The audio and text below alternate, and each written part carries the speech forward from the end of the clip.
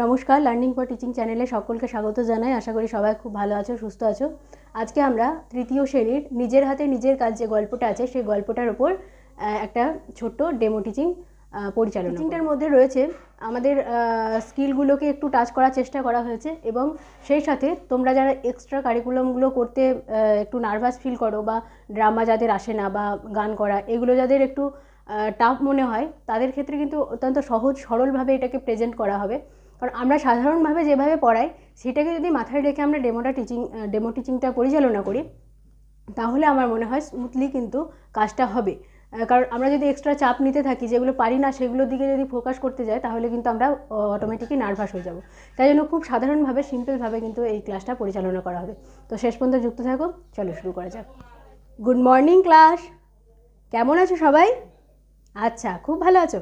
হ্যাঁ, আমিও খুব ভালো আছি। আচ্ছা, আমি যখন স্কুলে ঢুকছিলাম তখন দেখলাম সেটা জোরে জোরে দৌড়াতে দৌড়াতে স্কুলে আসছিলে কেন? যদি পড়ে যেতে তাহলে কি হতো? আচ্ছা আচ্ছা, তোমার গত রাতে তোমার মা ব্যাগ গুছিয়ে দেয়নি, তাই জন্য তোমার আজকে ব্যাগ গোছাতে দেরি হয়েছে বলে দেরি হয়ে গেছে স্কুলে আসতে।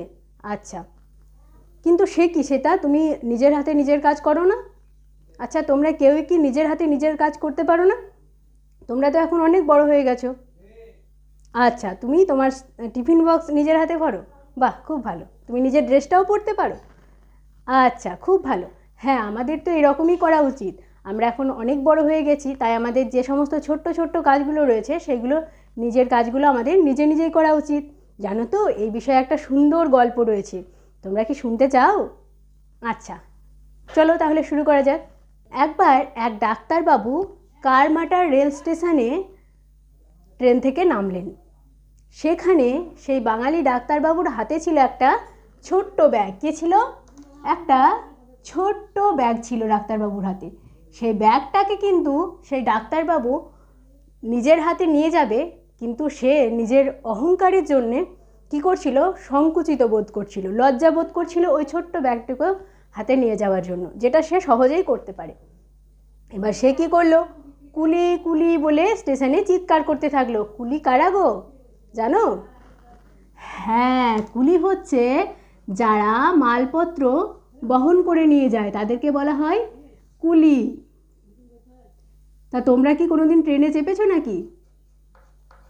আচ্ছা, হ্যাঁ, তো সেখানে নিশ্চয়ই কুলিও দেখেছো। কুলি কুলি বলে চিৎকার করাতে একটা কুলি কিন্তু সেই মুহূর্তে কি করে, সেই স্টেশনে এসে পৌঁছে যায় এবং সে কি করে, সে ডাক্তারবাবুর কাছ থেকে সেই ব্যাগটি নিয়ে খুব সহজে কিন্তু সেই গাড়িতে পৌঁছে দেয়। তারপরে যখন ডাক্তারবাবু সেই কুলিটিকে তার মজুরি দিতে থাকে, মজুরি মানে কি? মজুরি মানে হচ্ছে বেতন। মজুরি দিতে থাকে, তখন সেই কুলিটি কি বলে জানো? নিয়েছিল মজুরিটা? না, কুলিটি কিন্তু সেই মজুরি নেয়নি এবং বলেছিল এর জন্য কোনো রকম পারিশ্রমিক বা মজুরি আমাকে দেওয়ার প্রয়োজন নেই। তখন ডাক্তারবাবু ভীষণ অবাক হয়ে যায় যে কুলি আমার কাজ করে দিল, সে একদমই মজুরি নিচ্ছে না, কী ব্যাপার? তখন তার নামটা জিজ্ঞেস করে। তার নাম জিজ্ঞেস করাতে সেই ভদ্রলোক তার নাম বলেছিল ঈশ্বরচন্দ্র শর্মা। কে গো, তোমরা চেনো নাকি ঈশ্বরচন্দ্রকে? হ্যাঁ, ঠিক বলেছ। আমরা তার লেখা কোন বই পড়েছিলাম গো ছোট্টতে? হ্যাঁ, বর্ণপরিচয়। ভেরি গুড, এই তো তোমাদের মনে আছে। তাহলে সেই ঈশ্বরচন্দ্র বিদ্যাসাগর, আমাদের সবার প্রিয়, তিনি কিন্তু কি করলেন? সেই ডাক্তারবাবুকে শিক্ষা দিলেন যে কোনো কাজকেই ছোট মনে করা উচিত নয় এবং যে কাজগুলো আমাদের দ্বারা সহজেই করা সম্ভব সেই কাজগুলো কিন্তু আমাদেরকে সহজেই করে ফেলতে হবে।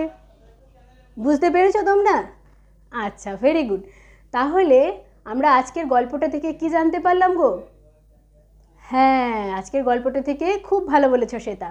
আজকের গল্পটা থেকে আমরা জানতে পারলাম যে আমাদের নিজের হাতে নিজের কাজ করা উচিত এবং আমাদের কোনো রকমভাবে কোনো কাজকেই ছোট মনে করা উচিত নয়। এর আগের দিনও তো আমরা একটা গল্প পড়েছিলাম। কি গল্প? হ্যাঁ, সত্যি সোনা, যেখানে আমরা দেখেছিলাম যে বুড়ো চাষি ছেলে প্রচুর অলস ছিল, কিন্তু তারপর সে যখন পরিশ্রম করলো সেখান থেকে খুব ভালো ফল পেল। কি ফল পেয়েছিল? হ্যাঁ, খুব ভালো ধান পেয়েছিল এবং সেখান থেকে প্রচুর টাকা পয়সা পেয়েছিল এবং সে বুঝতে পেরেছিল যে পরিশ্রম করলে তার ফল কিন্তু বৃথা হয় না। ঠিক তেমনি আজকের গল্পটা থেকে তাহলে আমরা কি জানতে পারলাম, যে সবসময় নিজের হাতে নিজের কাজ করা উচিত। হ্যাঁ, একদম ঠিক। কি বলছো সেটা? হ্যাঁ, একদম।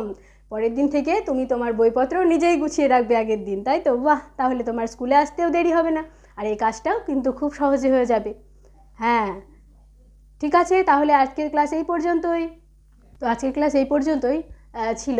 তো আমি খুব সিম্পলভাবে ক্লাসগুলোকে দেওয়ার চেষ্টা করছি, যেগুলো গল্প কথন পদ্ধতিতে, গল্পগুলোকে খুব ছোট্ট করে সংক্ষিপ্ত আকারে কিন্তু আমি প্রেজেন্ট করার চেষ্টা করছি। এবং এর সাথে সাথে আর একটা বিষয় আমাদেরকে জানতে হবে, যেটা হচ্ছে যে এইগুলো যদি আমি ডেমো ক্লাসে প্রেজেন্ট নাও করি, তবুও আমাদের কিন্তু ক্লাস প্রাক প্রাথমিক থেকে পঞ্চম শ্রেণী পর্যন্ত যত বই আছে সব বইগুলো কিন্তু টেক্সট বইগুলো অন্ততপক্ষে একটু করে পড়ে দেখা উচিত।